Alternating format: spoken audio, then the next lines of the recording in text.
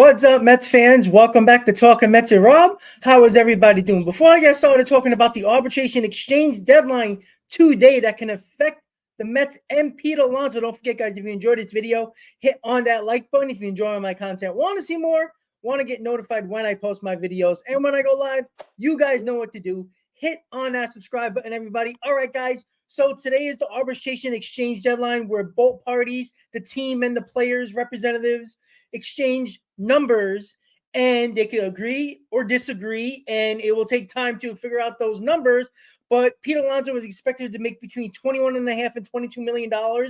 And you can expect with Boris, he might ask for a little bit more. Of course, with these arbitration hearings, they could get nasty. But what does this mean for the Mets and Pete Alonso? We know the Mets and Alonso really haven't spoken about an extension. Well, arbitration is a good time to talk extension. This might be the only time they actually might come together during the offseason and probably the rest of the season about an extension. So what does this mean exactly? Well, 1 p.m. today, Mets and Alonso to agree on an arbitration number.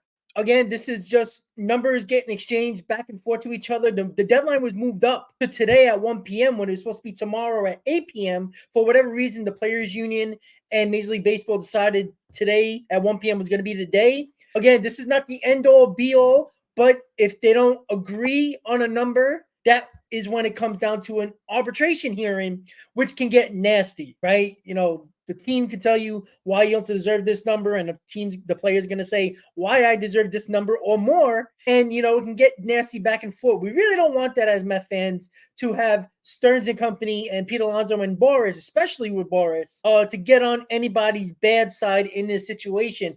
I don't think it's going to lead to an arbitration hearing. We saw Aaron Judge and the Yankees get very close to an arbitration hearing when the Yankees finally gave in. And I don't think the Mets are going to be too much of, nitpicking on the dollars here. It's when it's projected to get around $21 to $22 million, they're going to come around that ballpark for sure. It's just a matter of Pete Alonso and Boris going to ask for $23, $24 million. It's really going to depend on what Alonso's really thinking here.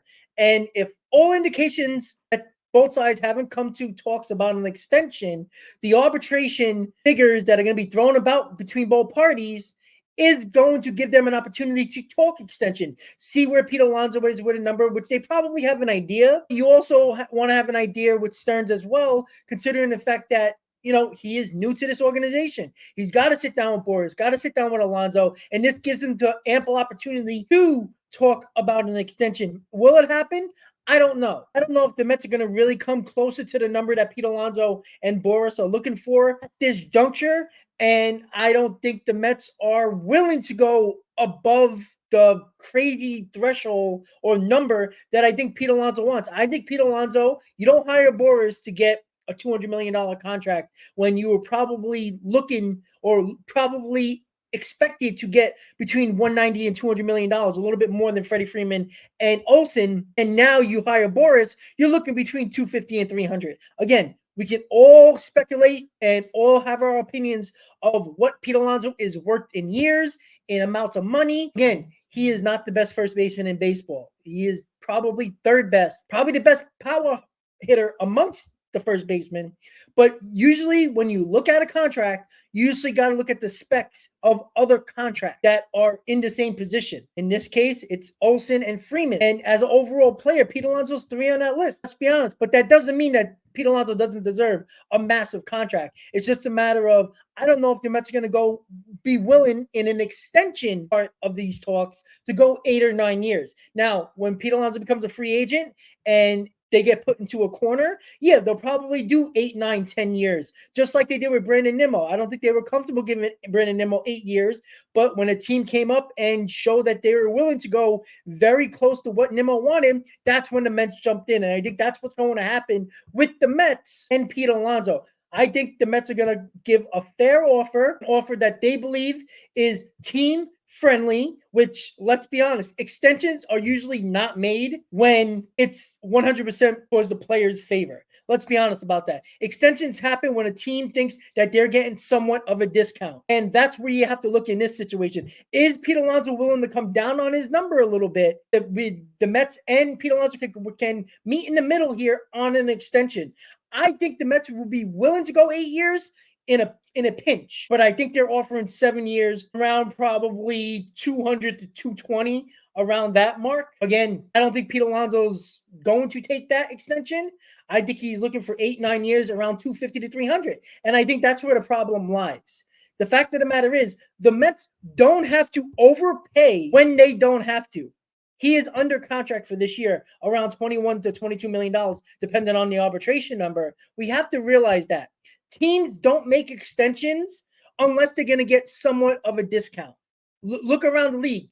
Extensions happen because the teams are going to save money in the long run and in the short term as well. So if the Mets don't think they're going to get any type of discount, then why go through the process of an extension and pissing Alonso off, giving him deals that he wouldn't take? It looks like you're treating him unfairly when all you're trying to do is to protect the organizations financially and to look at it in two different ways. The Pete Alonso number and what is his value on the market when it comes to teams that would be willing. People are going to say, oh, the Cubs are going to throw a ton of money in years at him. Sure, they might do that. But again, other teams are not just going to throw 10 years, $300 million out just because. If they don't have to, they won't. If the Mets, Yankees, and Cubs are the three teams that are in on Pete Alonso, if nobody goes above 250 as an offer, why would a team go to 300 if you don't have to? That's the whole point of this. An extension usually implies discount for a team that is fair enough where a player's like, well, you know what? If I have a bad season in my contract year, or God forbid I get hurt, got the security of this contract. This is what the limbo that's going on, the back and forth that's going to be going on during this arbitration hearing, because there will be contract extension talks. How far do they go? Well, that's up for debate, and we have to see how that happens. But could this lead to an extension? I'm leaning towards the no aspect because of the fact that Pete Alonso hiring Scott Boras tells me that, one, he's going to free agency. Two, he's looking for an astronomical number because he believes that he's one of the best players in baseball, which, let's be honest, he's probably not. And that's okay. That doesn't mean that he didn't deserve a massive contract, but you have to look at it in all aspects of Alonso here. The fact of the matter is, are not going to overpay in an extension because teams don't do that. You don't go for an extension with a player knowing that the team doesn't benefit financially of a little bit of a discount. And that's where I think Pete Alonso kind of understands, or Scott Boras understands that aspect of extensions. Why Boras clients usually go to free agency. You know what? Not all the time Boras takes his year to free agency, but he gets the number and years he's looking for. But again, it's the evaluation process as well for the Mets, right? We know Pete Alonso is the fan favorite. He is the star of this team. He is, quote unquote, the captain of this team. I wouldn't necessarily call him a leader, but hey, he's the best player on the team. There's no doubt about that. So what are the Mets going to do? Are they going to come with a nice offer, a fair offer, where they think that they can get this deal done, where they save a little bit of money on the short end and long term? It's Pete Alonso or Scott Boras going into this arbitration number exchange offer and just not worrying about an extension at all and just trying to get the most in this arbitration numbers exchange? We shall see. So a couple of things here before we come to a close here. 1 p.m.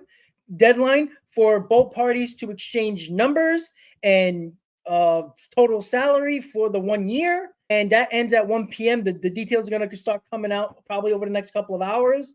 If they don't agree to figures, arbitration hearing will be set.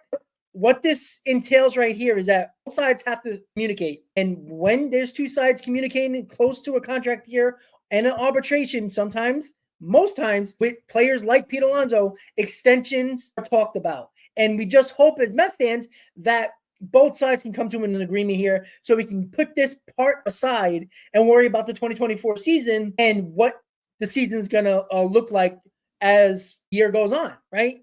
So we don't want this to be a story about the entire season, because if an extension doesn't happen, it will be the entire story for the first couple of months before the trade deadline, depending on if the Mets are good. The Mets are doing well and they're in contention for a playoff spot. Alonso ain't going anywhere. The Mets are going to probably be buyers at the deadline, but we'll have to wait and see. So 1 p.m. today is the deadline to exchange arbitration numbers. We'll see where that lies. This also is a possibility that they don't agree. Hearing will be set, and the one good part about this, they're in constant communication during this time to deal with the arbitration number and a possibility of conversation of an extension. Once again, guys, if you enjoyed this video, hit on that like button if you enjoy my content, want to see more, want to get notified when I post my videos, and when I go live, you guys know what to do.